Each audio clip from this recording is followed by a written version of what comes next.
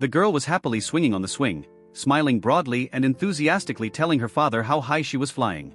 Suddenly her mood changed. She remembered how at the meeting the teacher curiously asked why her father had not come. Clenching her fists, she replied that her father was there, but was badly injured and couldn't even move. Next to her is a man in a wheelchair and she frowned, whispering that her mom is suffering again and crying at night. Looking at her father hopefully and anxiously, the girl begs him to wake up soon. Tears glisten in the girl's eyes as she asks hopefully if her father can punish bad people.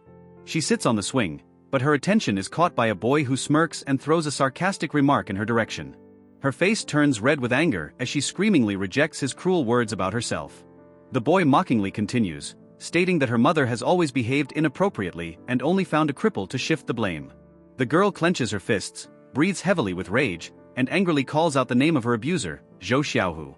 With fire in her eyes, the girl threateningly warns Zhou Xiaohu that if he insults her parents again, she will teach him a lesson. The boy recoils, but immediately smiles mockingly, looking down at her and wondering how she could ever beat him. Unable to hold back, she strikes, and his face contorts in sudden pain, but he quickly recovers. Angry, he threatens her with a disgusted expression, promising to gouge out her eyes if she dares to look at him like that again. The girl doesn't have time to react. A jolt knocks her off her feet and she falls to the ground, while Zhou Xiaohu contemptuously throws a hurtful word back at her. The girl, gritting her teeth in rage, lunges at Zhou Xiaohu and sinks her teeth into his arm with all her might. The woman screams his name in panic, rushing towards him as the boy squirms in pain, begging for help. Looking angrily at the girl, the woman scornfully calls her a brat with no upbringing and accuses her of seeking death. The girl looks at her defiantly, but the woman is relentless and orders her to kneel immediately and apologize to her son. Hands clutch her wrists, yanking her forward, and she desperately lashes out, loudly demanding to be let go. The girl falls to her knees, gritting her teeth in pain as she is forced to obey. But at that moment, a flash of energy shakes the air. The man in the wheelchair is enveloped in a blinding glow. His gaze blazes with fury, power sparkling in his eyes as if the awakened element is ready for destruction. The girl desperately objects, shouting that Zhou Xiaohu was the one who first started the insults and she should not be the one to apologize. But the adult with a cold smirk squeezes her wrist even tighter, demanding an apology, and she, barely holding back tears, stubbornly whispers that she won't. A hand squeezes the girl's face, roughly forcing her to lift her head, and she makes a surrendered sound. The woman leans towards her, coldly asking if she's finally going to apologize. Tears come to her eyes, but she stubbornly screams that she won't, because they're all bad people. The man curses irritably and angrily declares that he will teach her a lesson for her insolence. But suddenly his arm is intercepted, a firm grip stops his movement, and a tense silence hangs in the air. A formidable voice rips the air. Tang Xian, shrouded in sparkling energy, asks if anyone dared to touch his daughter. The man holding the girl gasps as the powerful force lifts him into the air, shackling him with fear. His eyes widen in horror, his breathing is cut short, and Tang Xian coldly promises to destroy anyone who dares to touch his child. The bright light reflects in his burning eyes, and his determination seems unshakable, as if fate itself has bowed before him. In the next instant, he delivers a crushing blow, and his opponent collapses to the ground with a muffled cough, writhing in agony. The woman screamed whose name in horror, her face contorted with fear for the man she had defeated. Through her rage and panic, she screams that Tang Xian has no right to beat people. In a trembling voice, she threatens to call the police, but her words are cut off halfway through. A moment later, a powerful blow throws her aside, causing her to lose her balance. Tang Xian calmly looks at her and states with a cold expression that the slap was meant for her. Tang Xian stands majestically, surrounded by a powerful aura, and coldly declares that he spared his enemy, but the latter will remember this lesson for the rest of his life. Somewhere in the past, in the middle of a blazing battlefield, his wounded body is barely hanging on, but his gaze is full of unwavering determination. Breathing heavily, he clenches his bloody fist, while all around him lie defeated opponents, frightened by his incredible strength. The enemy is horrified to realize that one man could stop an entire army of 10,000 soldiers. The soldiers fall one by one like helpless puppets, and Tang Xian is the only one left standing amidst the chaos. A group of men in dark cloaks stare intently at Lin Feng, recognizing his strength but assuring him that he is doomed today. One of them announces with cold determination that it is the 7 lords of the Western Alliance who will end his life.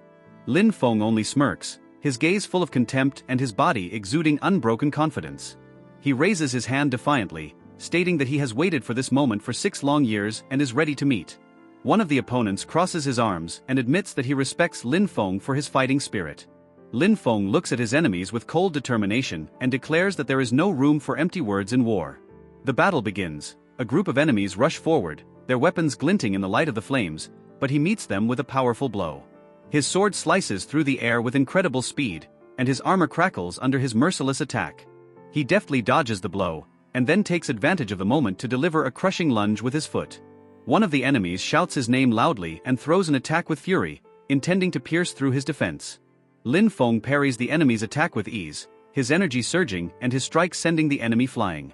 The warrior with a bloody face stares at him in horror, unable to believe that he was so weak in front of his strength. Lin Feng mockingly states that they are no different from the 10,000 soldiers who couldn't even scratch him.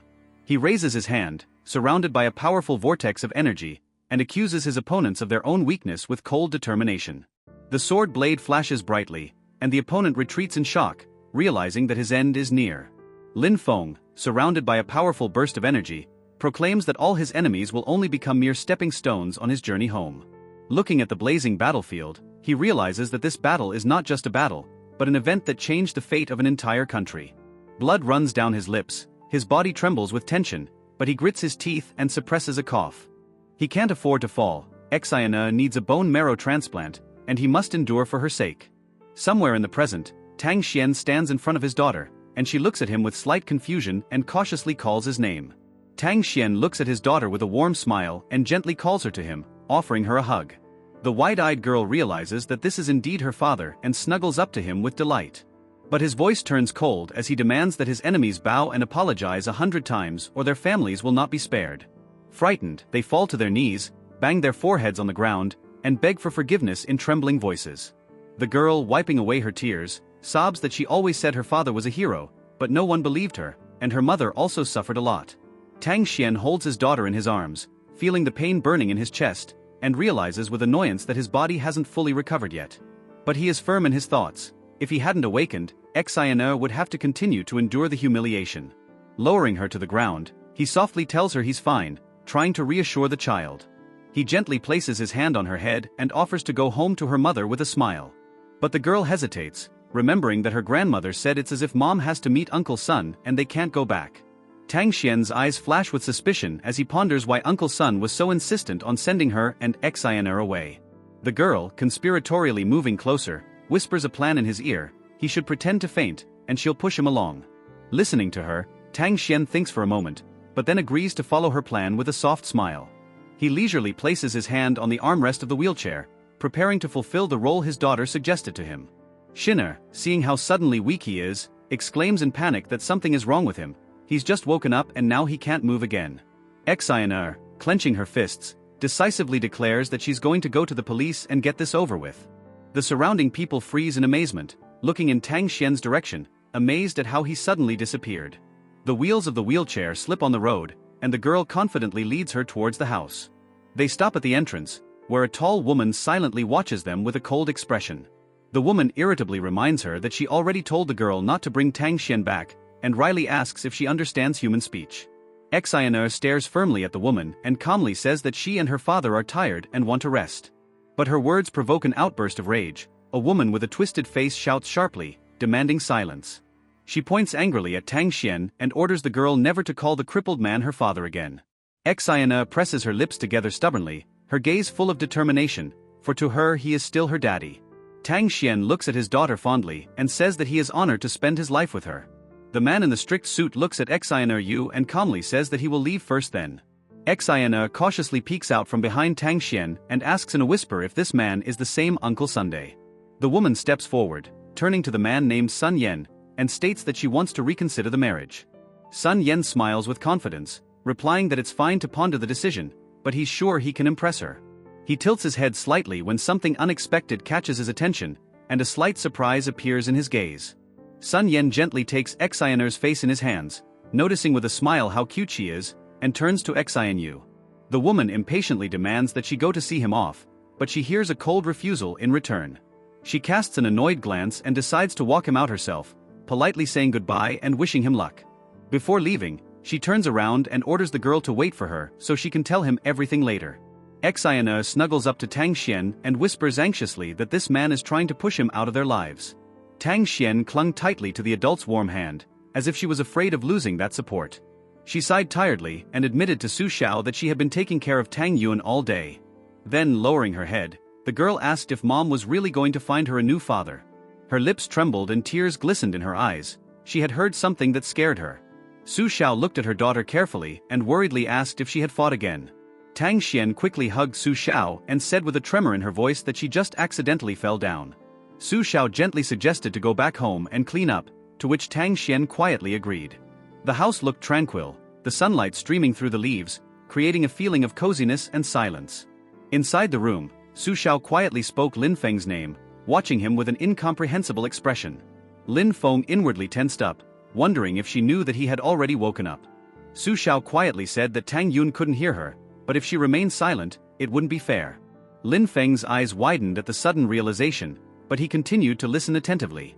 Su Xiao gratefully recalled that Tang Yun had sacrificed himself to save their daughter. She sighed tiredly, hoping that Tang Xian could find a normal family and her happiness. Her fingers trembled slightly as she thought about the decision she had to make. Su Xiao leaned over Tang Yun and firmly said that she would marry Song Yan if he took good care of Tang Xian. She sadly added that she would make this decision even if she was hurt deep down. Lin Feng lowered his gaze and quietly said words of apology, but there was no response. He silently watched Su Xiao walk away, realizing what Tang Xian had gone through over the years. A sudden sound interrupted his thoughts and he abruptly turned around, tensing in surprise. The girl remarked with a chuckle that poor Tang Xian didn't even know that her mother was getting married. Lin Feng angrily wondered why Jian Xinya was in his room with Tang Xian. A quiet chuckle sounded in the air and light footsteps came closer, creating a tense atmosphere. Jian Xingya looked at Lin Feng appraisingly, regretfully noting that good looks were useless without strength. With a smile, she referred to him as her future son-in-law, hinting at her interest in what was happening. Lin Feng looked at Jian Xinyu suspiciously and asked if her sister had used what he had given. Tension was building up inside him and he wondered if Song Yan was involved in all of this. Jian Xinya carelessly replied that it was unnecessary, after all, her sister would be his sooner or later. With a lazy smile, she leaned closer and asked if he just wanted to buy her something. After a short pause, she slyly added that she wanted a bag, shoes and accessories, hinting at a deal. Jian Xinya impatiently stated that she wanted everything at once, without waiting or delay. Lin Feng silently watched her as she dismissively said that he should get rid of all of her sister's things after the wedding. There was silence in the room. Lin Feng continued to sit pensively, looking at one point. He recognized that Xing Yu had always tried to choose the best for Tang Xian, but now he realized where this was all leading to. At this moment, a woman entered the room and was surprised to note that Lin Feng had finally woken up. Lin Feng looked at Xiao Qing in surprise and asked why she wasn't guarding the border. She replied that the border was important, but he, the Supreme One, was much more important and no one would dare to attack. Lin Feng looked at her thoughtfully and asked if there was any more news. Xiao Qing reported that many enemies had gathered around his family over the years of his absence. She firmly stated that her subordinates were waiting for the order to eliminate all these villains at once. Lin Feng grinned, realizing that while he was recovering, some had already started to act. He coldly ordered to start with the person's surname Song and gather all the information about him. Xiao Qing nodded without hesitation and assured that she would take care of it immediately. A sudden noise distracted Lin Feng, causing him to abruptly turn his attention to the source of the sound. Standing on the doorstep with a radiant smile was Tang Xian, happily announcing that she had a big surprise. Tang Xian joyfully reminded Su Xiao that in the fairy tale, the prince awakened the princess with a kiss. With a bright smile, she naively asked if her mom could wake up Tang Yun in the same way. Su Xiao froze for a moment as she looked at her daughter, her gaze reflecting an inner struggle. With a soft smile, she ran her hand through the girl's hair, explaining that it was just a fairy tale. Tang Xian frowned, stubbornly stating that her father would definitely wake up if her mother tried. Su Xiao sighed, smiled at her daughter and admitted that she couldn't argue with her stubbornness. Somewhere in the back of Lin Feng's mind, something trembled, his eyes suddenly filled with a reflection of light. It was as if he was struggling with himself, an inner voice echoed in his head, asking the question of waking up. Su Xiao gently leaned over, gently touching his lips as if hoping for a miracle.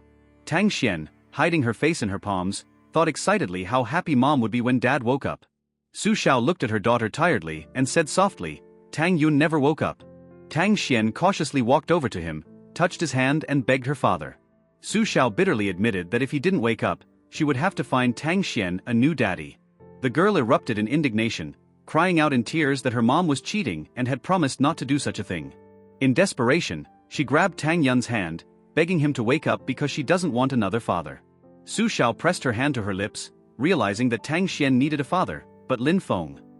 The girl, glowing with joy, begged him to confirm that he was indeed awake and feeling fine. Lin Feng coldly admitted that he couldn't reveal the truth until he exposed Sun Yen. Tang Xian squeezed Tang Yun's hand, but her fingers trembled when the warmth of his palms suddenly slipped away. Su Xiao gently hugged her daughter, gently telling her that he would probably wake up, but she needed someone by her side. Tang Xian cried out in tears, accusing Tang Yun of lying. After all, he had promised to listen to her, but he was silent again. Su Xiao stroked her daughter's head, asking her not to argue and reminding her that she needs a new father. Lying in bed, the girl clutched the blanket, whispering that everyone around her is a liar, no one keeps their word. Su Xiao sat silently by her side, watching Tang Xian turn away and cry quietly into her pillow. At this moment, a woman entered the room and asked in surprise why Su Xiao hadn't left for her appointment yet. The woman took Su Xiao's hand and cheerfully suggested that they go to exchange gifts before her wedding with Song Yen. Su Xiao silently looked away, her face remained impenetrable, but tiredness was red in her eyes. Tang Xian, lying in bed, quietly whispered an apology, her tears slowly flowing down her cheeks. The night was quiet, moonlight streamed outside the window, but there was a tense silence in the air. Xiao Qing silently entered, informing Lin Feng that she had gathered all the information about Song Yen. Xiao Qing informed him that today was the girl's birthday and Song Yen was having a banquet at the hotel. Lin Feng calmly thanked her for her work, accepting a folder of documents. Opening it, he scrutinized the contents, his gaze becoming cold and focused. He quietly muttered that the Sun family was using disgusting methods that could only cause disgust. Without wasting any time, he turned to Xiao Qing and firmly ordered her to prepare for action. Lin Feng chuckled coldly, declaring that he was going to celebrate this birthday in a special way. Outside the hotel, the waitress smilingly asked if the two brides of Mr. Sun in front of her were really Mr. Sun's two brides. Su Xiao remained silent, but the other woman happily remarked how lucky both of them were. The hotel employee politely explained that Song Yen had pre-booked a separate guest room. When the doors opened, Su Xiao and her companions' faces changed from surprise to confusion. Looking at the decorated entrance, one of the women admiringly remarked how beautifully decorated everything was. Su Xiao looked forward, her face remained calm, but there was a flicker of worry in her eyes. The man with glasses said in surprise that he had only booked one room, but his father had rented the entire hotel. The woman next to him laughed merrily, complimenting him on such a luxurious gesture. Suddenly there was a shout, and someone rushed forward in a hurry, calling loudly for her sister. The girl happily held out the box, loudly announcing that she had prepared a surprise. Su Xiao stared at the ring in amazement, shocked, asking if it really had such a huge diamond. Nearby, someone said Xing Yu's name, opening the box containing the precious piece of jewelry in front of her. The woman froze, mentally wondering if her father really wanted to please Song Yen so much. The guests were admiringly discussing the entire hotel rental and the gift, noting that the Sun family had invested a great deal of money. Sung Yen extended his hand and fondly promised to take care of Xingyu and always be there for her. He confidently repeated his promise, looking at her with a soft but insistent smile. Su Xiao lowered her gaze, her lips trembling as if she didn't know what to say in response. A tense silence hung in the hall, everyone's gaze was fixed on the stage. Xiao Qing watched carefully, wondering if Supreme was going to intervene, but decided to wait. The man in the dark hat stared thoughtfully into the distance, pondering what answer Xingyu would give. Song Yen hesitantly placed her hand in the outstretched palm, feeling the suddenness of this moment. The girl in the elegant dress abruptly reminded her sister that Song Yen was worse than a houseplant. The man in glasses grinned, pressing the question of the need for reflection again. Raising a finger, he smugly announced that he had bought the restaurant and was dictating the rules. The girl in the elegant dress spoke indignantly, disbelieving the proposed marriage. She stated firmly that she would never agree to marry a worthless man. Her eyes widened in surprise as a flash of light illuminated the space around her. The man in the suit held her tightly, threatening to destroy her family if she didn't comply. She looked at him anxiously, realizing the threat, and asked a direct question. The man in glasses grinned, claiming that his words were not a threat but a lucrative offer. The girl clenched her fists and angrily replied that he was lying. The serious man said Xiao Qing's name, and the woman in a strict suit immediately responded. A lightning-fast movement broke the tense situation, catching the man in glasses off guard. He turned around abruptly, looking at his attacker confusedly, and asked who was in front of him. Xiao Qing firmly grabbed the glasses man's arm, demanding that he let the girl go. The surroundings became wary, but he imperiously ordered everyone to stay in their seats. With a chuckle, he turned to Xiao Qing, asking if she was jealous of his fiancée. He then leaned closer and offered to hug her too, enjoying the situation. The men standing nearby smiled approvingly, one noting that Mr. San deserved to be happy. The glasses flew off the man's face as a strong punch came straight to his head. Xiao Qing confidently got into a fighting stance, offering to break up the fight. Mr. San looked around the crowd and declared that he would take responsibility for the murder. One of the men lunged forward furiously, assuring that it was a big mistake to make Mr. San angry. Suddenly, his face contorted in horror as a dazzling flash pierced the air in front of him. Xiao Qing moved swiftly, easily dodging and sending her opponents to the ground. Mr. San looked at the fallen people with shock, unable to believe his eyes. His face contorted with rage as he shouted, demanding to know who dared to do such a thing. Xiao Qing remained calm and indifferently said that the San family was not worth mentioning. The girl next to her watched carefully, realizing that this person was not so simple. The girl looked at Xiao Qing in bewilderment, asking how she knew her. Xiao Qing calmly handed over the gift and wished her a happy birthday. Suddenly, someone's voice caught her attention, insistently pointing to the stage. The two girls froze, startled by what they saw. One whispered Lin Feng's name. Xiao Qing warned that her master was on the stage, and the girl repeated the word in surprise. Mr. San became furious, shouting that he had rented the entire hotel and demanded the manager. A hotel employee worriedly reported the situation. Her colleague immediately gave an order. A group of people gathered, someone assured to deal with the matter immediately. Mr. Sun grinned, relaxedly stating that he trusted them to solve the problem. His face contorted with anger as he wondered ominously how someone dared to hit him. Mr. Sun pointed angrily at the two women, demanding that they be arrested immediately. He shouted, reminding them that he had rented the entire hotel and resented being treated this way. The man smirked and asked his name, as if checking to see if he was aware of the situation. Then grinning, he explained that the real owner of the hotel was a man with the surname Lin. Mr. San turned pale, trying to say something, but the rough voice silenced him. The manager apologetically turned to the guests, suggesting that they deal with the San family. He coldly ordered them all out so as not to spoil the girls' party. He realized to himself that he had almost insulted the Lord, and San's family was nothing to him. The girl excitedly said Lin Feng's name while looking towards the stage.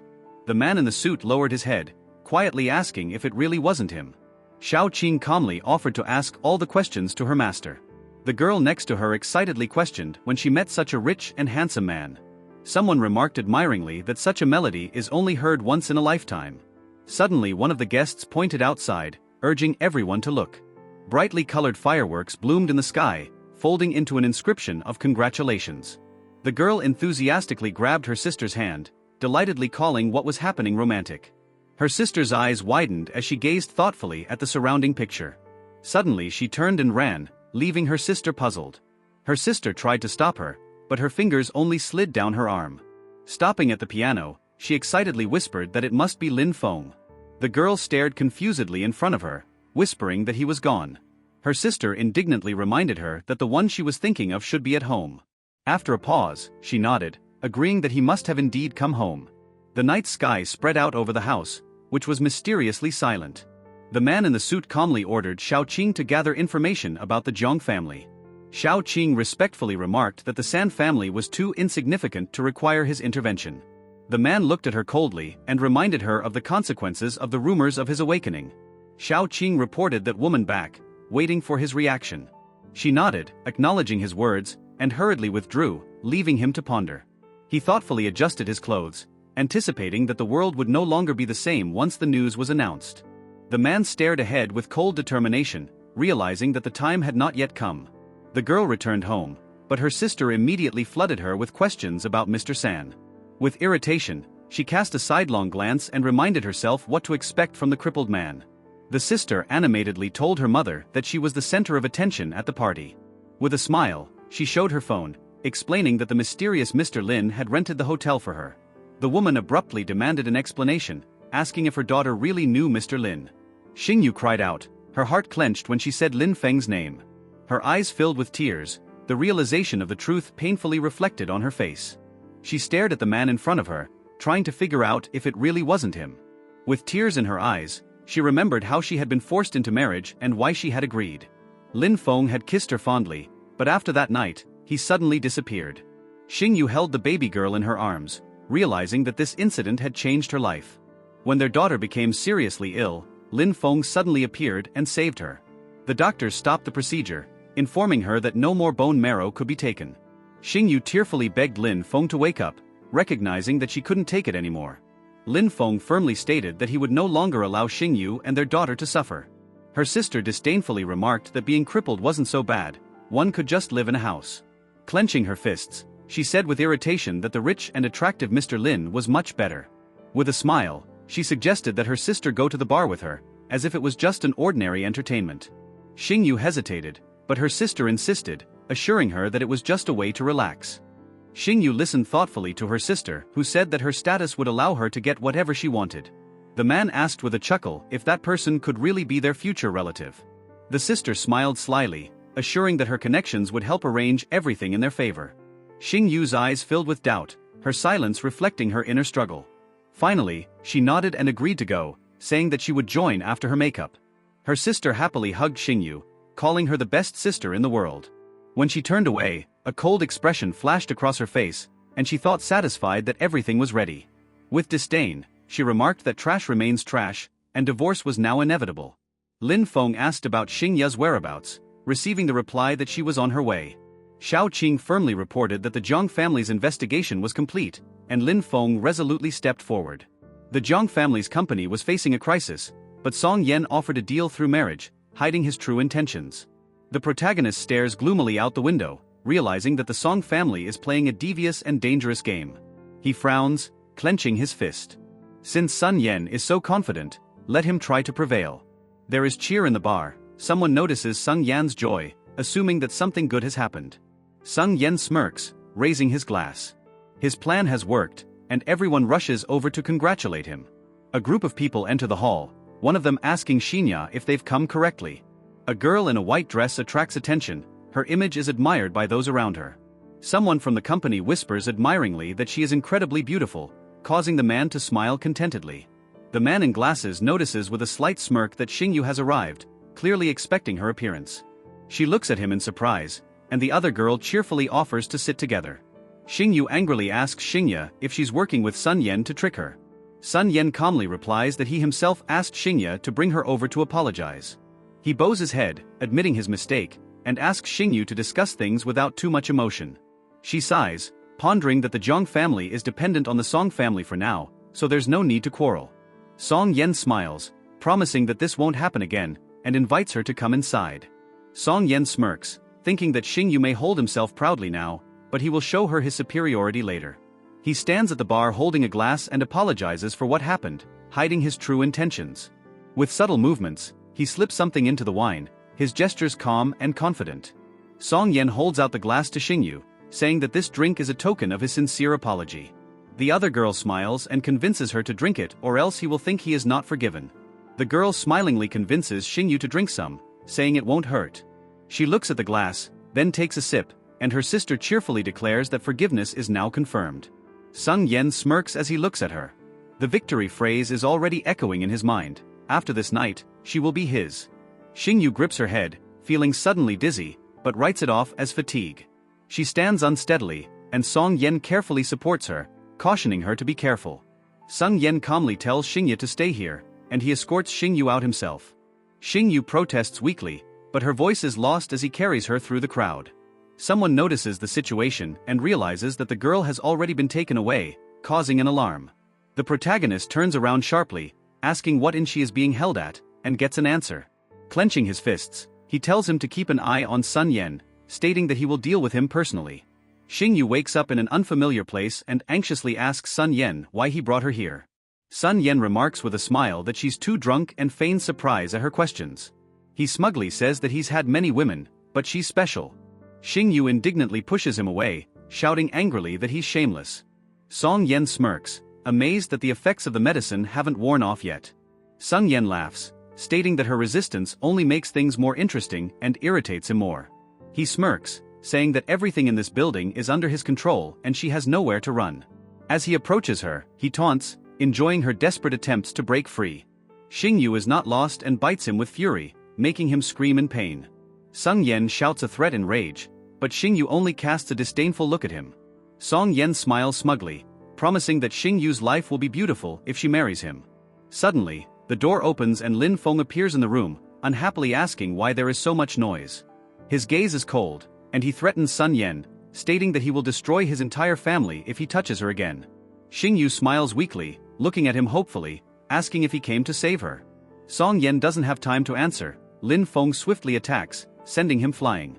Lin Feng stands calmly, and Song Yan is shocked to realize that he is not a cripple at all. He smirks and takes a step forward, clearly enjoying his opponent's fear. Song Yan is furious and accuses them of conspiracy, but you can hear the panic in his voice. Lin Feng looks at him coldly and disdainfully asks if he is worthy of anything. Song Yan cries out, calling for the guards, hoping someone will come to save him. Sung Yan smirks, declaring that he likes his wife and is honored. His voice is full of anger, threatening not only the woman but also her daughter. Lin Feng looks at him with a cold stare, amazed at his insolence. He warns that this time it is only a warning, but it is the last one. Song Yan laughs, assuring him that he will soon show him who is the real master here. Lin Feng squeezes Sun Yan's wrist and coldly asks if this is the hand he touched Xing Yu with. Song Yan stutters in panic, trying to understand what the man is going to do to him. He falls to the floor, screaming desperately, begging him to stop and not hurt him. In his fear, he reminds himself that he is the heir of the Song family, and his father will not let this go. Lin Feng stomps his hand indifferently asking, "So what?" Song Yan squirms in pain, holding his hand, while Lin Feng looks down at him. Sun Yan, gritting his teeth, threatens that if he continues to interfere, his entire family will be destroyed. Lin Feng turns to Xing Yu and calmly asks if he scared her. She weakly whispers his name and he gently covers her with his clothes, telling her that she will feel better soon.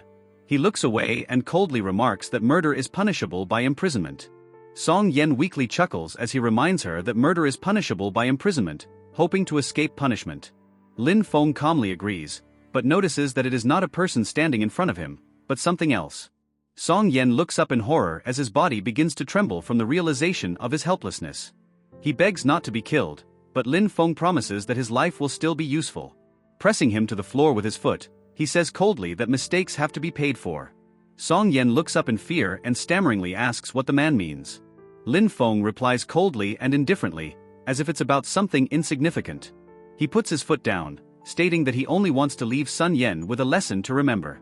Sung Yan only manages to exhale pleadingly before pain pierces through his body. He is squirming on the floor, breathing heavily, while Lin Feng calmly looks down at him. Lin Feng takes Xing Yu by the shoulders and regretfully says that she has suffered for so many years. She smiles weakly as she looks into his eyes and asks if he really came to save her. Lin Feng kisses her gently, whispering that he doesn't want this all to turn out to be just a dream. He then picks her up in his arms and says that he needs to urgently find a doctor to examine her. The woman in dark clothes agrees with a smile and replies that she will fulfill his request. Night envelopes the Jiang family villa and the world forgets the past, but for Lin Feng, this is only the beginning. The little girl wakes up, blinks sleepily, and hugs her toy, whispering a single word. She stares at the face in front of her, then sobs and tearfully asks where he was. Lin Feng holds her tightly against him, promising her that everything will be all right. She looks at him anxiously and asks why Mom didn't come back with him. Lin Feng smiles softly and assures his daughter that Mom will be home soon. The girl looks at him worriedly and asks if he is sick again. He strokes her head reassuringly and tells her that she should just go to bed. Anxiously, she asks if he will be there for her when she wakes up. Lin Feng smiles and asks her not to tell anyone about his plans, not even her mom. Lin Feng smiles and tells his daughter that it will be their little secret. She nods happily and promises that she won't tell anyone, sticking to her word. At the hospital, a nurse walks down the hallway carrying papers, and the atmosphere is filled with tension. Sun Yan is terrified and asks the doctor if things are really hopeless. With a twisted face, he screams that he will tear Lin Feng to pieces, seeking revenge. Xing Yu wakes up in his bed, muttering Lin Feng's name, still feeling weak. The little girl happily runs up, calling loudly for her mom and looking at her eagerly. Xing Yu sits up, rubbing her temples, and her daughter laughs and asks if she got a good night's sleep. She frowns, trying to remember how she got home last night, suspecting Lin Feng. Turning her head, she sees him standing next to her and quietly says his name, waiting for a response. Su Qing wondered if she was wrong. The person who saved her is not Lin Feng at all. Tang Nyanu looked at her anxiously and quietly said that Daddy will definitely protect them. The other woman angrily asked if Su Yu understood who she had let go yesterday. This person had drugged her. Su Qing hugged Tang Niana tightly and said the name of the culprit, Sun Yen, with a cold gaze. Decisively turning around, Su Qing headed towards the exit. There was no need to delay now. The woman exhaled sharply and questioned incredulously. There was no way that it was Sun Yen. Su Qing pressed Tang Niana against her with a cold gaze and firmly confirmed, it was him. The other woman grinned and declared that Sun Yen loves her. He will marry her right away. Su Yu looked at Xingyu haughtily and said that she was lucky since Sun Yen was interested. Tang Nianu shouted in rage that her mom doesn't lie. She only tells the truth. The man arrogantly looked at Tang Nianu and said that adults talk, but it's better for a child to keep quiet. He smugly reasoned that after yesterday, Sun Yen had established himself in the family and would now occupy a high position. The woman tiredly waved her hand and decided to leave things as they were, but still asked if Sun Yen was okay. Suddenly her phone vibrated. She glanced at the screen and mumbled in panic, "This." Her voice trembled as she realized it was Sun Yen calling. The other woman sternly told her to answer it. The woman tensely listened to the voice on the phone and then hugged Tang Niana, feeling anxious. Xingyu was ordered to immediately go to the Sun family's house and apologize to Sun Yen, or else she would face the consequences. She lowered her head, clenched her hands into fists, and while struggling to suppress her anger, she quietly agreed to go. Tang Nianu stood to the side, silent and sad-looking, obviously thinking about something. She hesitantly looked at the man and asked why he wouldn't tell his mom that he was okay. Tang Nianu's eyes opened wide, her face lit up with hope as she asked again, "Really?" The man smiled affectionately, fixed her hair and assured her that yes, but it was their secret. There was tension in the Sun family home. Someone sighed heavily as if pondering an important decision. The woman was reminded that Sun Yen only had one chance or else their clan would be destroyed. The man looked at her sharply and irritatedly asked why she was crying. Would that solve the problem? The enraged man shouted that his son had dishonored the Sun family by associating with such a woman. Sun Yen made excuses in desperation that it was a setup, but all he heard was a furious rebuke. The woman tried to defend him by saying that Jiang Xinla was to blame and expressed concern for their company. The man snorted disdainfully, doubting that the Jiang family could pose a threat alone. His face frowned, and he suggested that he simply grab Jiang Xingyu and interrogate her personally. Sun Yen shouted in rage that Lin Feng couldn't have healed so easily after so many years. Senior Sun coldly declared that when he caught him, he would chop off his arms and legs. Suddenly, a voice was heard in the room, making everyone wary, and Sun Yen abruptly turned around. The man mockingly asked if the Sun family was doing too much evil if they were afraid of even shadows. Lin Feng calmly entered the room and contemptuously threw out that the Suani house was full of guards like dogs. The woman looked anxiously at the stranger and demanded an explanation of who he was and what he wanted from the Sun family. Sun Yen angrily pointed at him and shouted that it was Lin Feng, the very same Lin Feng. The head of the Sun family squinted his eyes and said with a smirk that he had beaten up his son and now came here to die. One of the Sun family's men collapsed to his knees, explaining that they only wanted to make Xingyu apologize. Lin Feng coldly looked at them and disdainfully asked if they were worthy enough to demand it. The head of the Sun family, bleeding, waved his hand and fiercely ordered his men to destroy Lin Feng. Lin Feng smirked as he looked at the defeated guards and mockingly offered to call for more men. The enraged man threatened him with dire consequences if he didn't apologize and break his limbs. Lin Feng calmly glanced at him and coldly questioned if things would really be as he said. Suddenly, a powerful stream of energy enveloped Lin Feng, causing the head of the Sun family to recoil in horror. Lin Feng struck with cold determination, sending the head of the Sun family to the floor with her face contorted in pain. The woman opened her eyes in horror, unable to believe that things had turned out this way, and cried out confusedly. Lin Feng turned his head at the sound and saw her recoil, covering her mouth with a trembling hand. The head of the Sun family, breathing heavily, pulled himself up and angrily declared that he didn't care who was behind him. Lin Feng looked at him mockingly, shrouded in a powerful aura, and declared that he was even more stupid than his son. The head of the Sun family breathed heavily, clenched his teeth, and thought in fear that Lin Feng was not an ordinary person at all. Sun Yen, trembling with terror, opened his eyes wide and shouted that the devil himself was in front of him. The head of the Sun family wheezed as Lin Feng grabbed him, then mumbled pleadingly to be released. The woman reached out her hand in panic and offered money, hoping to settle things without violence. Sun Yen screamed in desperation that if his father died, their family would be destroyed and begged for mercy. Lin Feng threw his opponent away with force, and the man collapsed to the floor, shrieking, squirming in pain. The woman worriedly leaned towards the injured man and anxiously asked if he was all right. Lin Feng chuckled coldly and said that there would be no forgiveness. The Sun family was doomed. His voice sounded threatening as he warned that disobeying his orders would result in death. The head of the Sun family stared at him in horror, feeling a chill run down his back, and only muttered, "Pathetic." The door rattled shut, leaving behind a tense silence in the room. The woman nervously looked around and whispered. Lin Feng left as if he had vanished into thin air. The head of the Sun family clenched his teeth, grinned evilly, and swore that he would never forget it. His face contorted with rage as he shouted, demanding to destroy the Jiang family completely. The woman, barely containing her excitement, grabbed her phone and started calling someone for help. A security guard burst into the room with panic in his voice, declaring that it was over, they were doomed. The head of the Sun family shouted in rage, accusing him of delirium, and demanded an explanation. He was told over the phone that investors had withdrawn capital, the bank had frozen accounts, and the stock had collapsed. Family head Sun realized in shock that he had lost millions and desperately hoped it was a mistake. Sun Yen confusedly asked his father what to do now, and the latter wondered if Lin Feng was behind this. Sun Yen despairingly angered, assuring that the Jiang family, who had found a powerful patron, was behind everything. The head of the Sun family ripped the blanket off him in a rage and hit him with all his might, causing him to shriek. He shouted that he had invested his entire life into the company and demanded that he apologize to Jiang Xingyu immediately.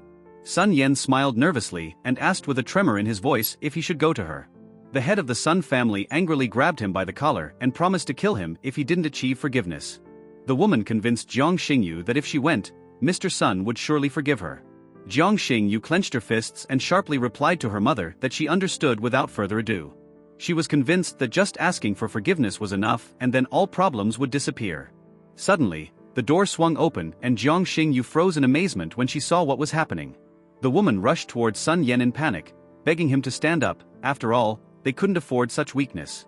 A hand surged forward abruptly, as if the man was about to grab onto his last hope. Sun Yen collapsed to his knees in front of Jiang Xingyu, begging her to forgive him for yesterday's act. He cried out in despair, calling himself a monster and assured that he wouldn't be like that again. Jiang Xingyu looked at him bewilderedly, not understanding why he was suddenly acting like this. With a trembling voice, Sun Yen assured her that he realized the mistake and begged for one last chance. Jiang Xingyu calmly stated that she forgave him but didn't want to see him around anymore. Sun Yen threw his head up in relief, hastily promising to stay away from her. She looked at him thoughtfully and was about to add something, as if remembering an important detail. Sun Yen pulled out the check and said with a strained smile that he was willing to compensate for what happened with money. The other woman laughed and jeeringly praised him for such unexpected generosity. Jiang Xingyu coldly looked at Sun Yen and ordered him to leave, saying that she didn't want to see him. He hurriedly nodded, hastily confirmed that he was leaving, and pitifully backed away. The woman smilingly asked if Jiang Xingyu knew an influential person who could help her. The other woman hesitated, connecting everything that was happening to the mysterious savior from last night. Sun Yen, breathing heavily, wiped the sweat from his forehead and was relieved that it was all behind him now. Sun Yen froze when he saw Lin Feng, and with a tremor in his voice, he squeezed out his name, unable to believe his eyes. Lin Feng stared at him coldly, a dark aura pulsing around him as he nervously reported that he had apologized to Jiang Xingyu. Lin Feng calmly reminded him that if anyone found out about his return, the Sun family was not destined to survive. His voice sounded indifferent as he declared that the Sun family's existence was no longer meaningful. Sun Yen falls to his knees in terror, desperately swearing that he won't tell anyone just to stay alive. The woman behind bars irritably advises Xing Yila to divorce, calling Tang Chung useless and worthless. Nearby, another woman reminds him with cold concern that the right choice must be made for Xinr's sake. Laughter breaks the tense silence. Tang Chung and his daughter return, Xinr happily announcing their arrival. Su Chanqian asks in amazement when Xinr had time to go out. The latter proudly recounts how she pushed her father out into the sun. Xing Il gently hugs her daughter, praising her with a smile, while Su Chanqian unhappily looks away to the side. Xinr unhappily puffs up her cheeks and snorts, looking at Xing Il resentfully.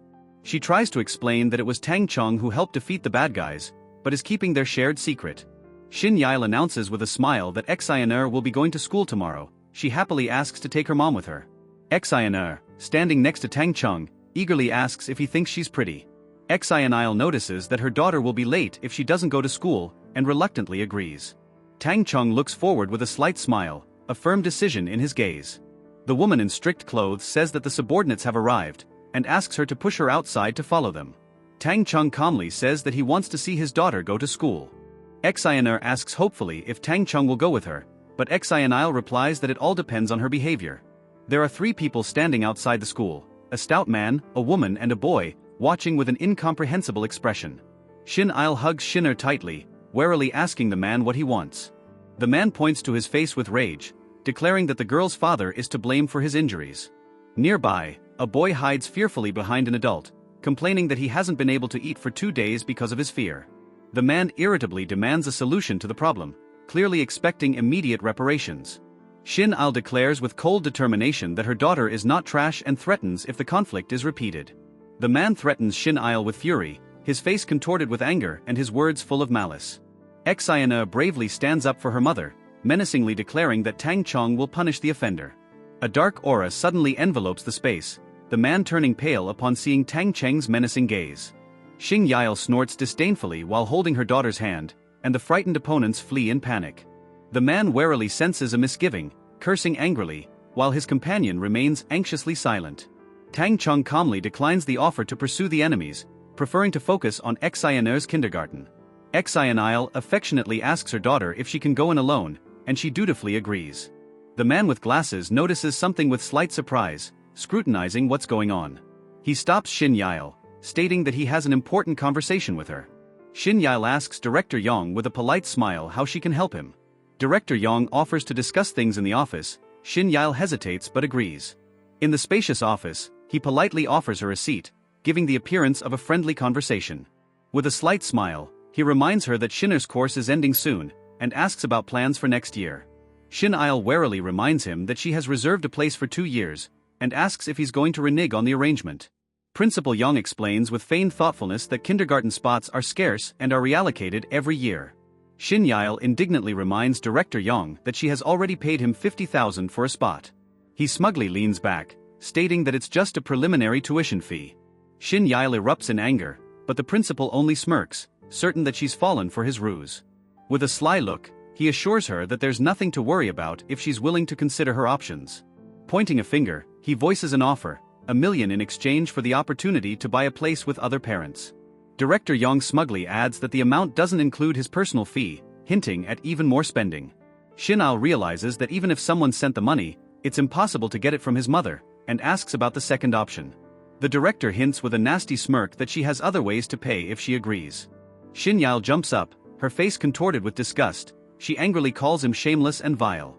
Principal Yang coldly states that he's giving her a chance, because with her situation, Shinner will never get into this kindergarten. Xin-il firmly states that there are many kindergartens in the city, and she doesn't have to choose this one.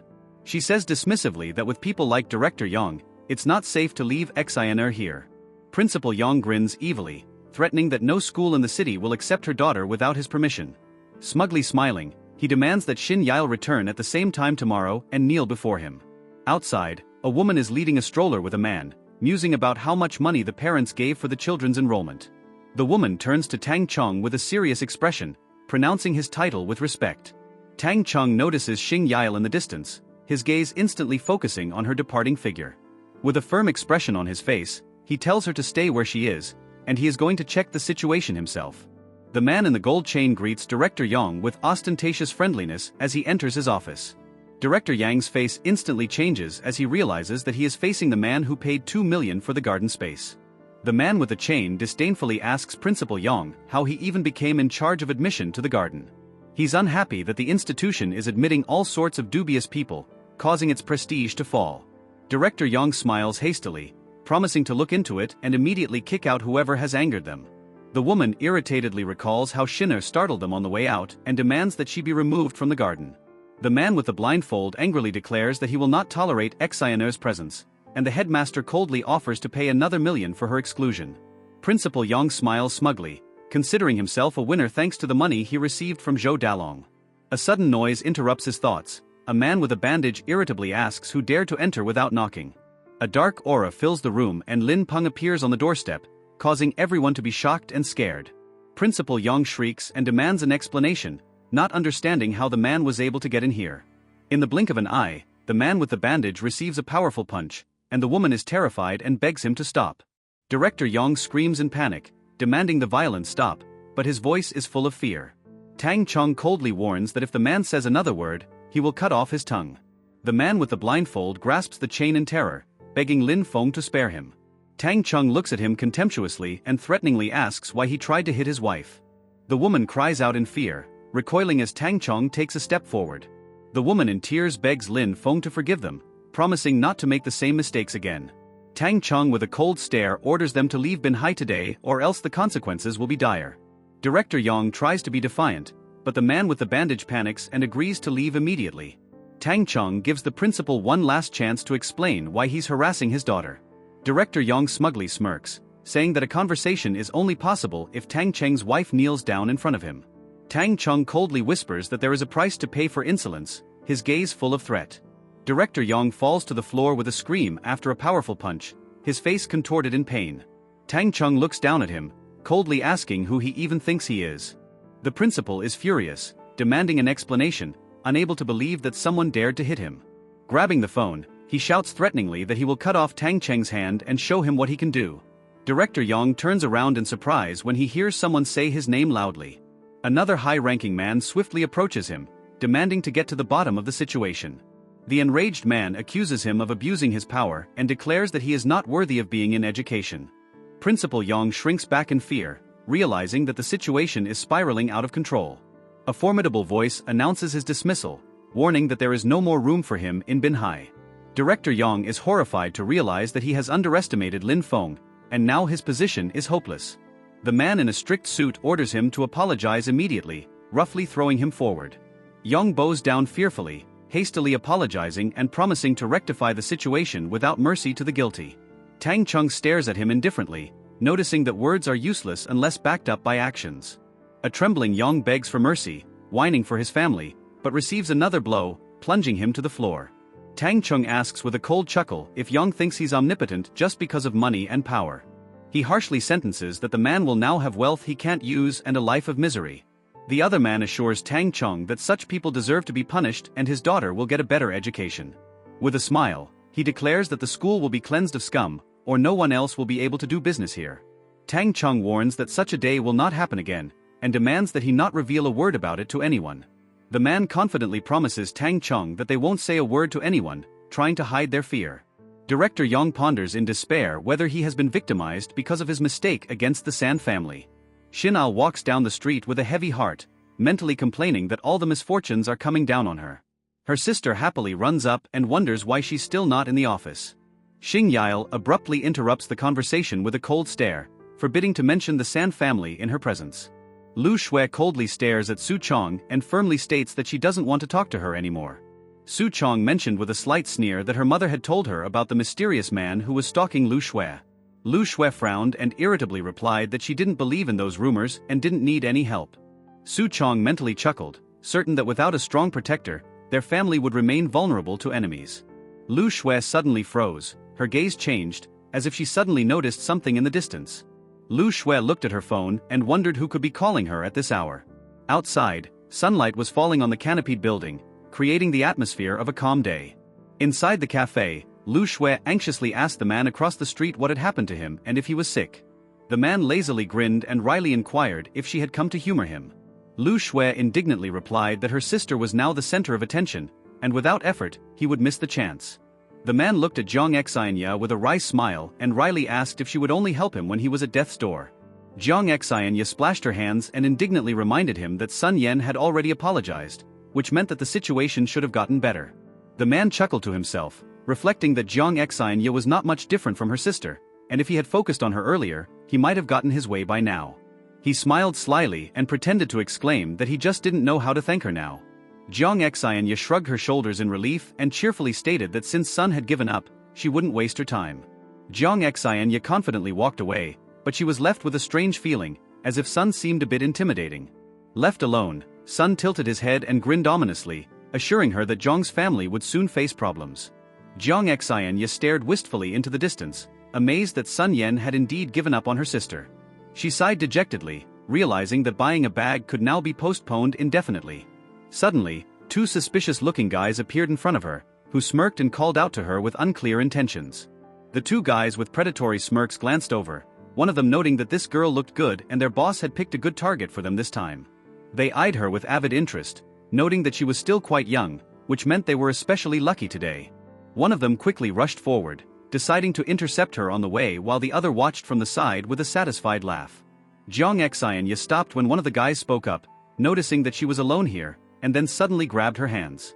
The ringleader smirked, his eyes glittering with dangerous mirth. He stated with feigned innocence that they just wanted to have a good time.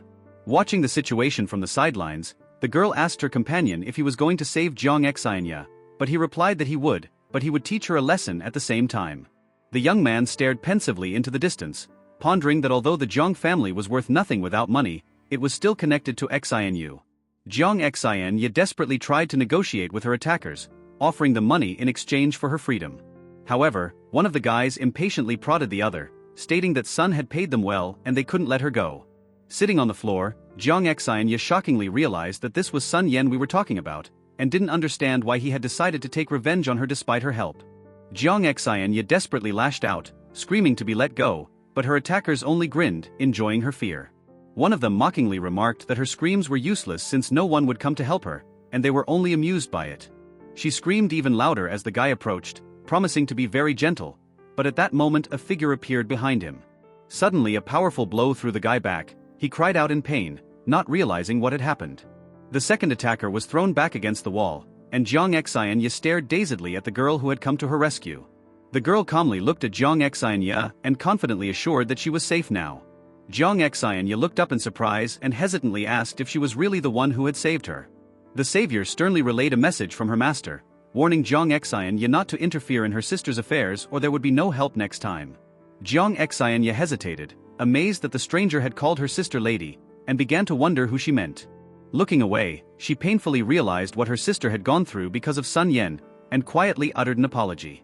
The girl calmly informed the man that everything was already settled, to which he only coldly remarked that he hoped, this time the lesson would be learned. She reminded him that Binhai's banquet was coming up soon, and cautiously asked if he wanted to attend, since someone there had heard the rumors and couldn't resist. The man frowned, a shadow of contempt flashed in his eyes, and he refused without hesitation, saying that this banquet was too insignificant for him. A short but firm reply echoed in the dark room, confirming that the decision had been made and was not to be discussed. Meanwhile, in another room, a servant anxiously reported to his young master that the two men he had sent had been found unconscious in an alley. Sun Yen jumped up from his seat in fury, incredulously exclaiming that all his men were dead and calling them useless trash. He chuckled coldly, convinced that the Jong family was wrong to think this was the end, for the best part was just beginning. With a sinister smile, he promised that he had ways to deal with Jong Xianya to make her pay for everything. Later, sitting in the luxurious living room, he offered his interlocutor to familiarize himself with his goods, clearly meaning something sinister. Xianu irritably reminded her that they had agreed not to cross paths again, but Sun Yen only pretended to make excuses, assuring her that he had come to redeem himself. The woman brushed off the topic of compensation with a smile, noting that Sun Yen was being overly polite. Sun Yen calmly replied that it was as it should be, and casually mentioned Binhai's upcoming banquet. The woman excitedly asked if he could take them along to this important event. Sun Yen mockingly remarked that even his own family lacked the status to attend. However, squinting slightly, he added that he could introduce them to his friend who had the opportunity. Xianu resolutely stood up and refused without hesitation, saying that she wasn't interested. Her interlocutor clutched onto her arm, begging her not to miss such a great opportunity. Sun Yen smilingly assured her that he just wanted to be friends and didn't demand anything from them. He mentally noted that if Jong Xianya agreed, their family could get an invitation. But suddenly, his face contorted with horror when he saw someone he thought was a real disaster. Sun Yen announced with a polite smile that he had said everything he wanted to say and was leaving the decision up to them. Xianu hesitated, and her companion gently reminded her that the Binhai banquet was a rare opportunity. Later, while walking up the stairs, Jong Xianya shared her suspicions with her mother that Sun Yen was the one who had arranged the recent incident. But she exclaimed that it was nonsense because he had not only paid the compensation but also ensured their participation in the banquet. Jong Xianya grimly realized that Sun Yen was too late to get close to her sister, but she hadn't hurt anyone either. Jong Xianya calmly informed her mother that her grandfather had called and asked her to return to the main house. She wondered, since her father's family had left them years ago, but now suddenly calling her back. Her mother asked incredulously if it was related to the Binhai banquet and questioned whether it made sense. Jong Xianya did not know what to do, but decided that it was better to return as soon as possible. Meanwhile, at Jong's main house, the head of the family angrily noted that the banquet was approaching, but their family had again not received an invitation. One of the relatives remarked that although the Jiang family's business was growing, they always lacked legacy and influence. He added that if someone comes along who can take them forward, the family will have a chance. Jiang Xianyu looked at him suspiciously and directly asked why he was looking at her like that. Grandfather calmly reminded her that although he had no interest in their family, all the things they were supposed to have were always with them. There was a tense atmosphere in the room as he sat at the head of the table, saying that they were not disadvantaged in any way. The girl grinned as she remembered her grandfather's words, agreeing that he was right. The grandfather asked Xianyu for a favor with a serious expression on his face, because it was regarding an important event of the Jiang family. Xianyu asked in surprise if he really wanted to ask her for such a big favor. The relative asked a direct question with a feigned smile, hinting that she didn't want to help. The other girl contemptuously remarked that without their third uncle, Xianyu's family was just a rabble, and if she didn't solve the problem, she had no choice. Grandfather calmly explained that there was an influential person who liked Xianyu, and if she agreed, their family would receive an invitation to the Binhai banquet. Xianyu bewilderedly reminded that she had a child and asked who might even be interested in her.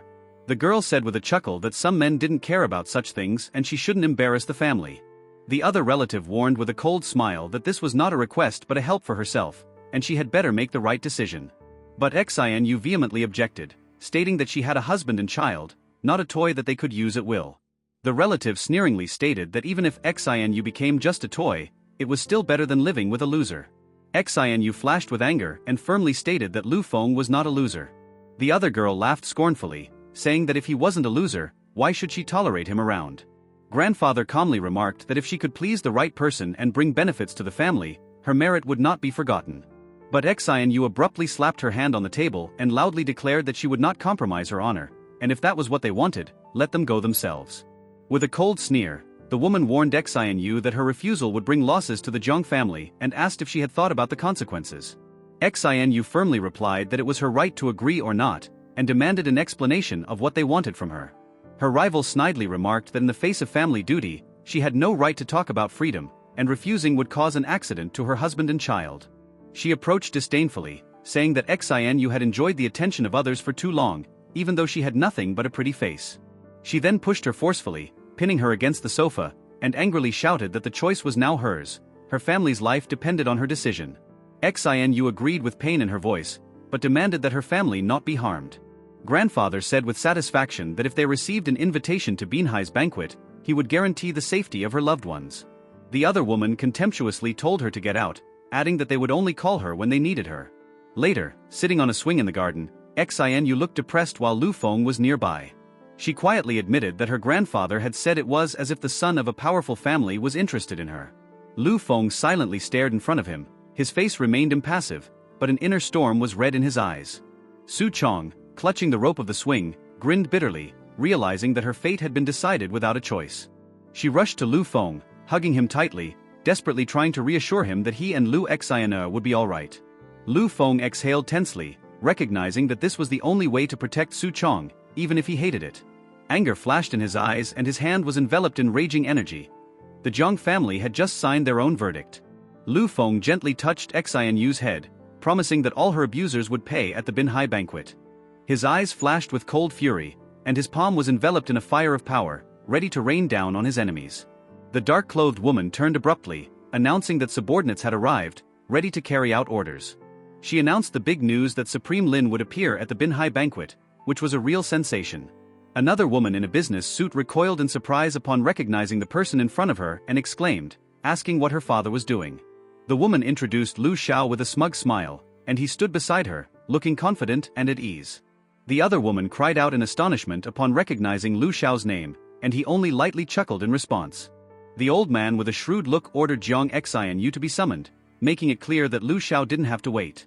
The woman smiled nervously, explaining that Jiang Xianyu had sent the child to school but would be back soon. The old man nodded approvingly, and the woman beside him added that Lu Xiao's interest in Jiang Xianyu would bring their family endless benefits. The woman confidently stated with a smile that all of this was made possible by her grandfather's presence, causing her interlocutor to be surprised. Jiang Xianyu joyfully entered the house, informing her mother of her return, unaware of what awaited her. Lu Xiao noted with a smug grin that Sun Yen had actually found something valuable this time. Jiang Xianyu froze, stunned, and asked incredulously why her grandfather had shown up if he had left them long ago. The old man nonchalantly announced that Jiang Xianyu would accompany Lu Xiao today and Yu Yen would take care of the child. Lu Xiao greeted Jiang Xianyu with a smug smile, making it clear that he was glad to meet her. The old man sternly reminded her that this was a big opportunity that should not be missed, emphasizing its importance. He rebuked Jiang Xianyu for her silence, stating that her behavior could make the Jiang family look bad.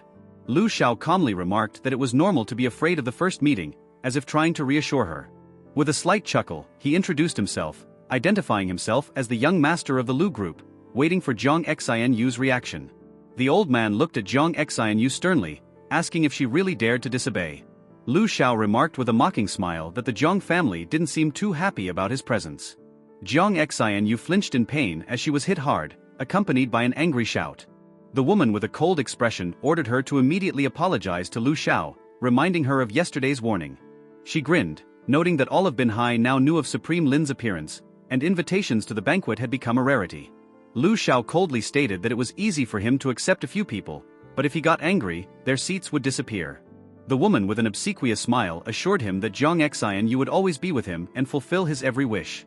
Lu Xiao grinned contentedly but added that he needed one more, as if demanding more. Jiang Xianyu recoiled in horror when she heard that she would now have to go with him as well.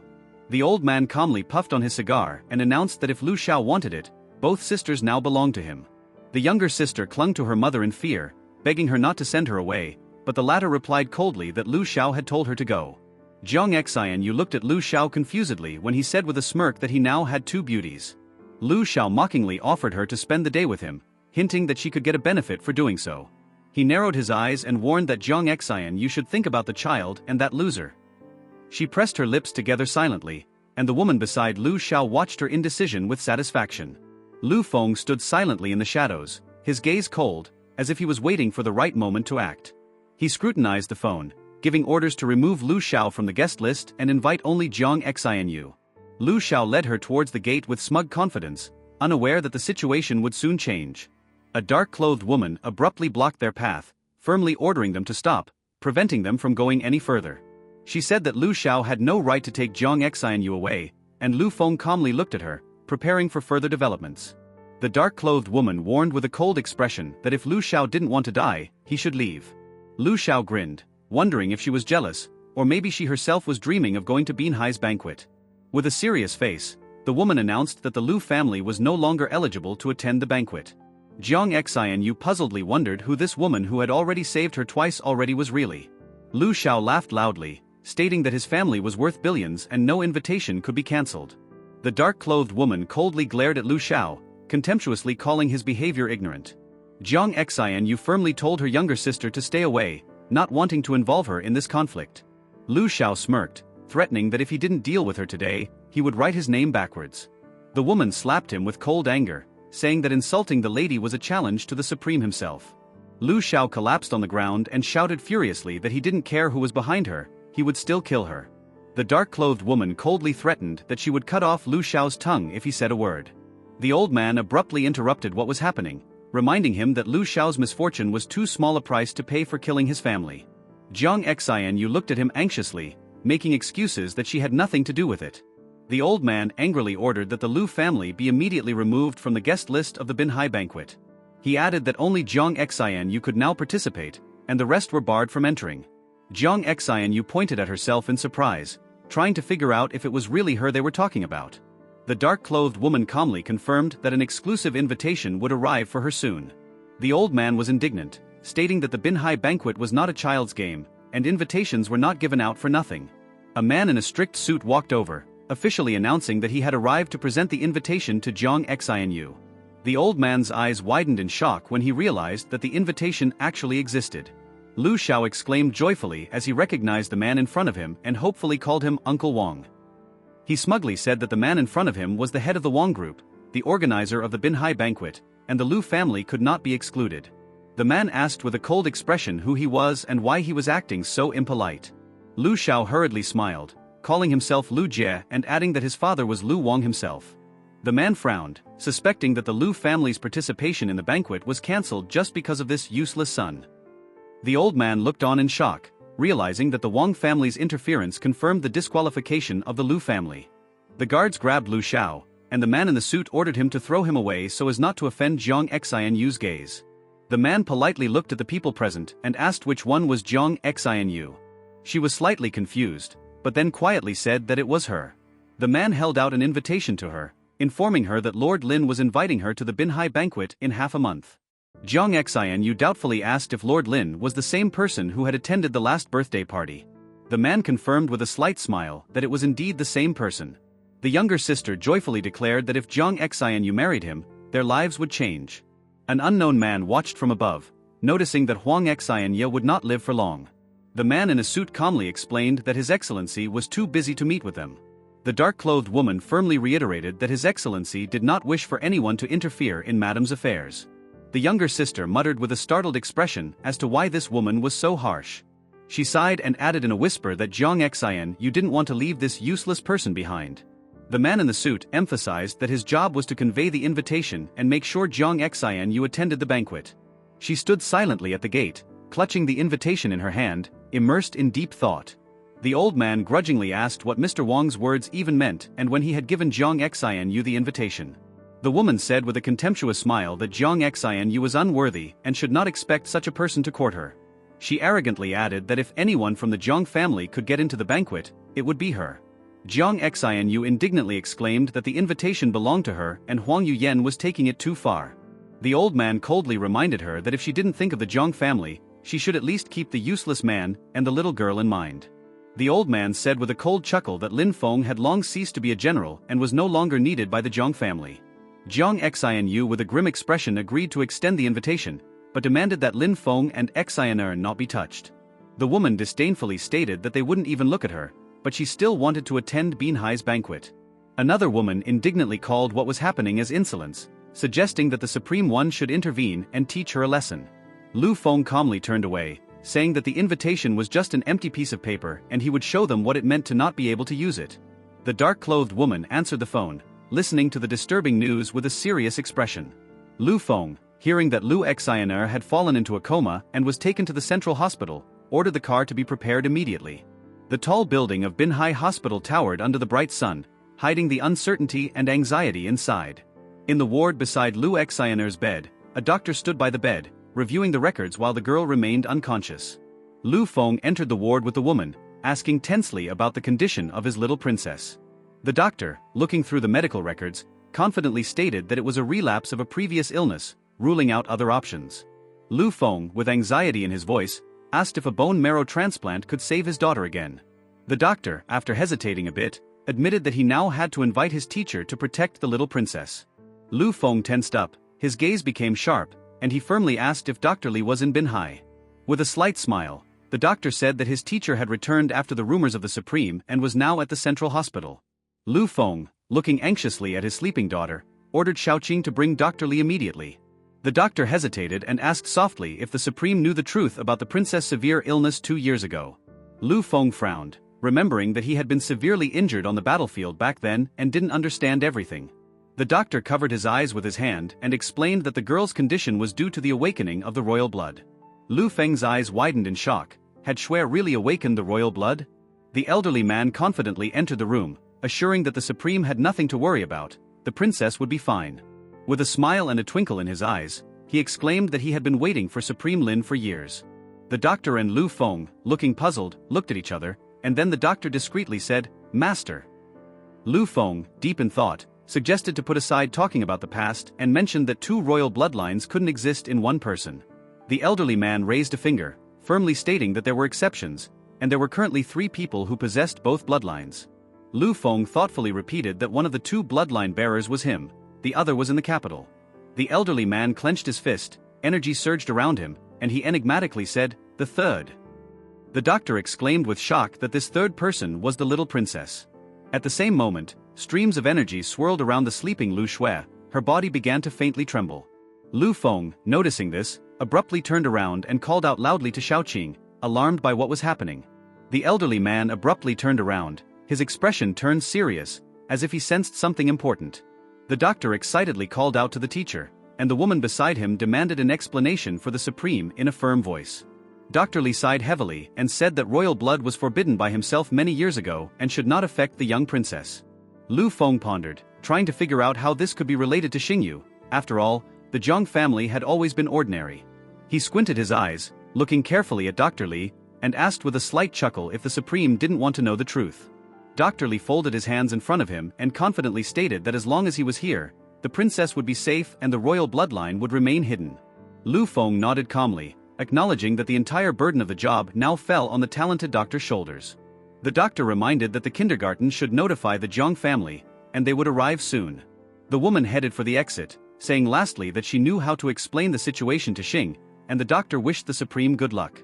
Meanwhile, a worried woman hurried down the corridor, breathing heavily and mentally hoping that Xue was alright. The woman hurrying down the corridor suddenly noticed a familiar face and wondered why Jiang Xingyu had come to the hospital. Two men in robes were talking, and one of them grabbed the other by the collar and angrily demanded not to mention her name again.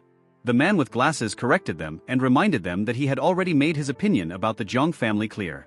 Suddenly, his face lit up with a sly smile, and he concluded that the only ones who could make Jiang Xingyu worry were Lin Feng or that child. With a satisfied look, he whispered to his interlocutor that Zhang's company was about to go bankrupt, and if Li Xiao intervened, Xingyu would have no money left to treat these two. The man thought with a smug smile that he would make Jiang Xingyu come to him with pleas.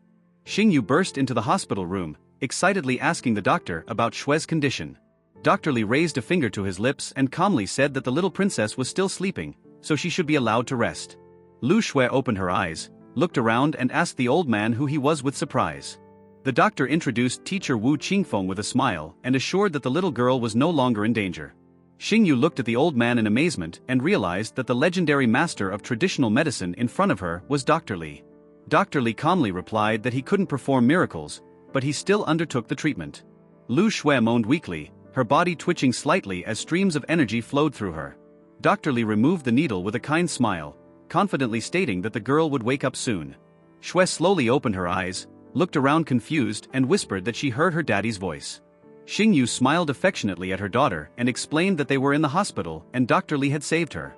Lu Xue looked at the old man curiously and asked if he was really that wonderful doctor. Dr. Li grinned as he stroked his beard and remarked with admiration how cute and affectionate she was. Lu Xue laughed as the old man gently tickled her, admiring her charm. Xingyu hesitated, then cautiously asked how much the treatment cost, worrying if the family had enough money. Dr. Li laughed and assured that he would not take payment. After all, he was here at Lord Lin's request. Lu Xue happily hugged his neck and proudly announced that her dad had invited the wonderful doctor himself. Xingyu looked at Dr. Li and anxiously asked who Lord Lin was and why he was always helping her. Dr. Li smiled slyly and explained that Lord Lin was the supreme ruler of the southern region, and the true reasons would become clear later. With a slight smile, he held out a business card, assuring that if Mrs. Lin needed help, he would always be at her service. Dr. Li, satisfied with the result, waved his hand and said that he could now leave since the princess was fine. Lu Xue happily told her mother that this marvelous doctor was the one her father had hired. Xingyu pondered, smiling gently at her daughter, but a question arose in her mind: is Supreme Lin really Lin Feng? She frowned, mentally noting that their paths had never crossed, so how did he help her every time? But if Lin Feng really is Supreme Lin, why didn't he just tell her that? Lu Xue, noticing her mother's anxiety, raised herself up on the bed and anxiously asked what was wrong. Xingyu quickly smiled, stroked her daughter's head and suggested that she should go home soon. The doctor corrected his glasses and gently reminded that the girl could not be discharged as she still needed to stay under observation. Xingyu frowned, worried that her daughter would have to stay in the hospital alone. But Lu Xue declared with a confident look that she was brave and not at all afraid to be here without her mom. Lu Feng stood in front of the hospital building, thinking about what was happening and gathering his thoughts. He turned to Xiaoqing and asked if she had managed to find out details about the main Jiang family. Xiaoqing nodded, informing him that she had found out everything, but one thing was particularly important. She explained that the entire Jiang family was ordinary, and that Xingyu's father was Jiang Shanhai's eldest son. Lu Feng hesitated, remembering that he had met him when he was married to Xingyu, but later heard that he had died in an accident. Xiaoqing nodded and explained that there were rumors in business circles that the third prince of the Jiang family was not actually her eldest son. Lu Feng frowned, wondering if Xingyu's father could be hiding his real identity. Xiaoqing said that she had traveled to the capital several times while posing as a royal healer and discovered an important secret. Lu Feng sharply asked Dr. Li if Xingyu's father really belonged to the royal lineage. Dr. Li calmly replied that he had two questions, and one of them was about wanting to take the little princess as his disciple. Lu Feng nodded, acknowledging that with Dr. Li, he could be calm about his daughter, and inquired about the second question. Dr. Lee smiled and asked for permission to attend the banquet in Binhai, hinting that he had waited too long. Xingyu looked affectionately at her daughter and asked her to stay in the hospital and obey Uncle Chun. With a warm smile, she promised that she would definitely come and stay with her after work. Lu Shui, radiant with joy, closed her eyes and nodded, assuring that she would be obedient. Xingyu asked Dr. Chun to take care of Lu Shui, and he smilingly assured that everything would be fine. A call came in on her phone, and she was puzzled as to why Jiang Yuyong was looking for her since the invitation had already been received. She answered the call, but the voice on the other end sharply demanded that she come to the company immediately or else she would have to face the consequences. Xingyu arrived at the office and asked with a cold tone what everyone here was doing. One of the female employees irritably stated that the financial data leak was so serious that the situation was getting out of control. Xingyu entered the office with a cold expression and asked what was wanted of her. The woman in front of her crossed her arms and sarcastically asked if she really didn't know what the matter was. The angry female employee loudly accused her of absenteeism, reminding her that the company was going through a crisis right now. Xingyu kept her composure and firmly replied that she had taken the day off and had a good reason. But the boss only laughed, accused her of lying, and said she would deduct half of her salary for the absence without explanation. Xingyu clenched her fists irritably and demanded that Jiang Yuyong stop deceiving people. Jiang Yuyong grinned and wryly stated that because of people like Xingyu, the Jiang family was in crisis. Xingyu looked at her coldly, puzzled as to why she was being blamed. After all, the finance department received the reports without her. Jiang Yuyong squinted her eyes and asked with a snide smile if anyone dared to question her decisions. She indifferently added that if the crisis was not resolved in 3 days, Xingyu could be considered fired.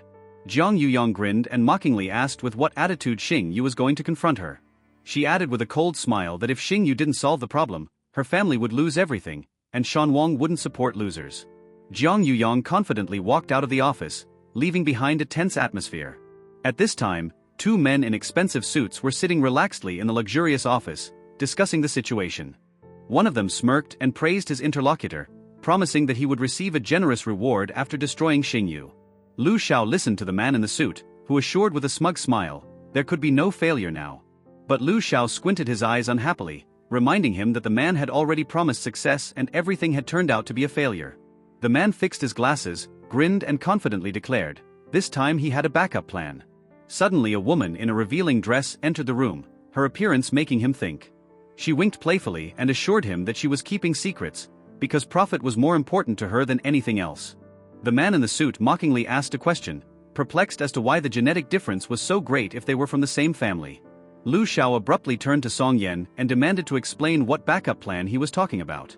Song Yan smiled slyly and hinted that Jiang Xinyue's blood didn't only belong to Lin Feng. Meanwhile, the girl listened happily as she was told that the doctor who saved her wanted to take her as a disciple. She looked at her father curiously and asked if her grandfather would teach her how to heal. The man with a warm smile told the girl that there were other important things to learn besides healing. The woman explained with a serious look that Jiang Yuyong wanted her to solve the family's financial crisis in 3 days. The man frowned and wondered what rights they even had to demand the villa back. The woman anxiously reported that someone saw Lu Jie and Song Yan enter Jiang Yuyong's office. Lu Shui looked at her father worriedly and asked if her mother was in trouble, but Lu Feng reassured her. The woman with a cold gaze asked if the leader wanted her to deal with the problem immediately. The man calmly replied that since she so wished, let her act, but without unnecessary complications. A tense silence hung in the empty office while someone agonized over the next step. A woman with long hair leaned tiredly on her arm, pondering how all the partners had withdrawn capital and the bank had denied the loan. She was anxiously wondering how to cover the huge financial deficit of millions of dollars in the remaining day. There was silence in the room, the barely audible creak of the ajar door hinting at someone's presence. A man in a business suit watched the woman with a smile and noted with a sneer that she was in trouble. The woman raised her head irritably and demanded an explanation, but he confidently stated that he just wanted to help. She abruptly refused, but the man calmly continued, mentioning that he was aware of her task and the possible consequences. The woman looked at him incredulously and sarcastically asked if he was really so kind to help her out. Song Yan said with a smug smile that it appeared that the woman still hadn't realized how much he loved helping people. He carelessly threw in that he knew about the hotel she needed to be at, as if hinting at something more. The woman cut off with fury in her voice that even if she found herself on the street, she wouldn't make a deal with such a shameless man. Song Yan grinned, raised his hand in farewell, and added that if she changed her mind, the offer was valid until 5:30. The woman frowned, realizing that Zhang Yuyong was behind all of this, and she and Song Yen had done it intentionally. The woman stared at the pile of envelopes in silence, gingerly touching one of them with her hand as if she couldn't believe what was happening. She asked indignantly why the company's debt receipts were being sent to their home, since Zhang Yuyong was supposed to be handling it. Fury rang out in her voice as she realized that she was actually passing the entire financial crisis onto her. Clenching her fists, she exploded with anger, wondering if Zhang Yuyong was really going to destroy their family. But suddenly, her face lit up with hope, and she confidently declared that Lord Lin would help, as even hundreds of millions was nothing to him. The woman anxiously confessed that she had never met Lord Lin and didn't even know how to contact him. Her companion flared up with anger and furiously asked if she was just going to watch their family get kicked out into the street. Lowering her gaze, the woman hesitated, for the Wang family had still not responded, which meant that only Song Yen was left. There was a tense silence in front of the hotel door, as if the building itself was waiting for the inevitable. The man at the window looked silently into the distance, and then firmly said that he was going to Sun Yen. The woman said with a cold expression that she would agree to anything, but she wanted to see the money first. The man in the vest smiled good-naturedly and introduced himself as Wang Feng, as if waiting for her reaction. She suspiciously asked if the Wang family was really helping the Song family, because it seemed strange. Wang Feng calmly explained that he saw her message but was too busy, then held out a check for 50 million. With a slight smirk, he assured her that Lord Lin had cleverly substituted the card from Song Yan's room, so she had nothing to fear. The woman asked in surprise if Lord Lin had really asked to help her, not believing in such support. Wang Feng replied with a slight smile that he was honored to relieve her of her worries and solve the problem. She clutched the documents she received with sincere gratitude and thanked Wang Feng joyfully. But when the woman left, his gaze turned gloomy and tension hung in the air, foreshadowing something serious. Meanwhile, the man in the jacket nodded approvingly when he heard that everything had been successful and said that it was time to punish the culprit. Lu Feng coldly said that it was time to pay the bill. His gaze was piercingly hard. In front of the door with the number 8602, an indignant voice was heard, someone incredulously asking if Lu Feng was really looking for him. Su Chan leaned back in his chair and thought unhappily, Jiang Xingyu was incredibly stubborn. The phone in Su Chang's hand suddenly vibrated, breaking the tense silence around him. Picking up the handset, Su Chan abruptly ordered the little brat to be tied up, smugly asserting his authority in Binhai. Su Chang picked up the phone with a smirk, satisfied that Jiang Xingyu seemed to be here. Walking to the door, he laughed merrily, stating that he had to wait too long. However, when he opened the door, he frowned. An unfamiliar woman stood in front of him and demandingly asked where Jiang Xingyu was. Before Su Chang could answer, she swung her leg sharply, sending him to the floor with a powerful kick. Su Chang cried out in pain, collapsing onto the chair, his face contorted from the sudden defeat. Su Chan, clutching his chest, struggled to look up and furiously asked who she was and why she was attacking him.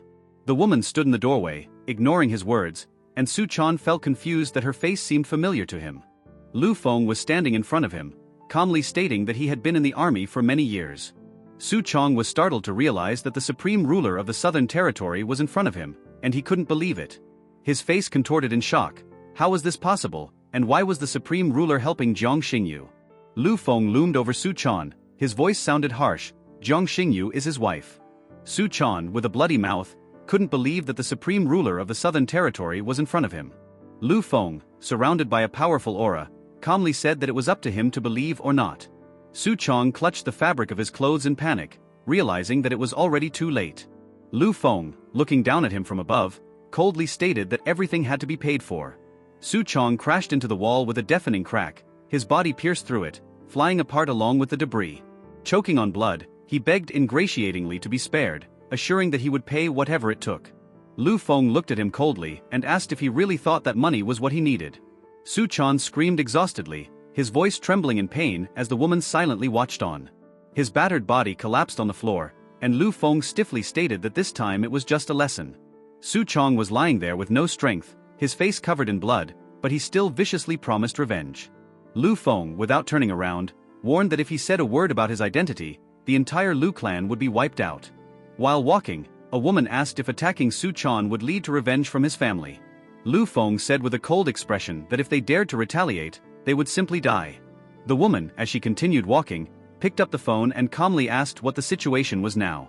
The woman tensely informed Lu Feng that Lu Shui was missing and it was suspected that she had been kidnapped. Lu Feng, without wasting a second, ordered to immediately go to the hospital to find his daughter. In the ward, The doctor looked at the empty bed confusedly, trying to figure out when exactly Lu Shui disappeared. He explained that he had brought her breakfast in the morning, and when it was time for physiotherapy, she was gone. Lu Feng remained silent, but a dangerous flame of rage began to glow around him, giving away his anger. Lu Feng slammed the doctor into the wall with force, debris sprinkled down, and the hospital shuddered from the impact.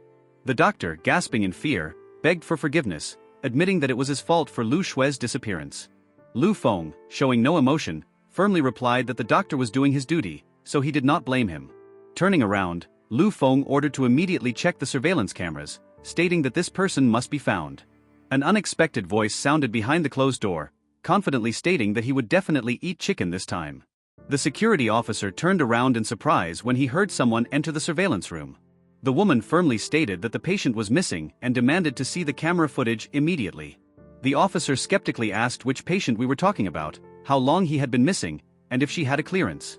She explained that the missing person was a 5-year-old girl, had been missing for about an hour, and they were her family. The officer snickered, suggesting they look at the hospital first, adding that access to records is only given after 24 hours of absence. The officer flinched as a powerful stream of energy knocked the device out of his hands.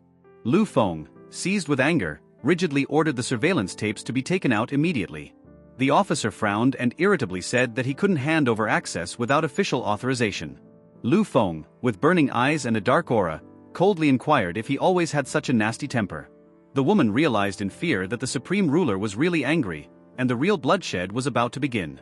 The woman confidently showed her ID, stating that they had the authority to access the records. The officer stared at her in shock, realizing that someone from the royal family was in front of him. Lu Feng, unable to tolerate any delay, ordered the surveillance tapes to be brought out immediately. The officer hastily sat down at the monitor in fear, nervously assuring that he was already looking for the right footage. Footage of hospital corridors flashed on the screen until someone's voice demanded that the recording be stopped. Lu Feng, wasting no time, ordered the lower left frame on the screen to be enlarged. A man in a medical robe appeared on the recording, carrying Lu Shui, his face hidden by a mask. The officer frowned, feeling that this man seemed vaguely familiar. Lu Feng demanded to know his identity, and the officer said that it was a trainee named Zhao Gang. The woman noticed that he wasn't on the other records, which made the situation even more suspicious. The officer remembered that Zhao Gang had settled down through connections and had recently asked him about surveillance cameras. Lu Feng gritted his teeth with a dark expression, rage red in his every movement. Wrapped in a flame of power, he firmly stated that he would find the kidnapper in 5 minutes. The woman stepped forward, and the officer froze, stunned by what was happening. His face turned pale, and he wondered in fear if he had made a terrible mistake. Zhao Gang walked slowly, unaware that he was already being watched. Lu Feng sat engulfed in a glowing aura, and someone wondered in fear if all royalty were so intimidating. The woman returned and reported that Lu Feng's men quickly found Zhao Gang outside the hospital. Zhao Gang collapsed to his knees after being hit, angrily demanding an explanation as to why he had been grabbed so roughly. He shouted that he was a doctor and his place was in the hospital, threatening to call the police for gratuitous violence. Lu Feng ruthlessly pinned Zhao Gang to the floor with his foot and coldly asked where he had taken the child. Zhao Gang defiantly said that he didn't understand what was being talked about, or what child was even being talked about. The woman stared at him silently, her gaze full of intense anger. Lu Feng forcefully slammed Zhao Gang into the ground, causing him to scream in pain. Gritting his teeth, Zhao Gang squirmed, and Lu Feng gave him one last chance to tell him where his daughter was. The officer watched on, mentally noting that the blow was too brutal. Zhao Gan, despite the pain, grinned and challenged, stating that Lu Feng could kill him. Lu Feng, looking down at him from above, calmly replied that it was his choice. A moment later, he threw a powerful punch with lightning speed, throwing Zhao Gang backwards. Zhao Gang collapsed to the floor with a wheeze, writhing in pain, his face contorted in agony.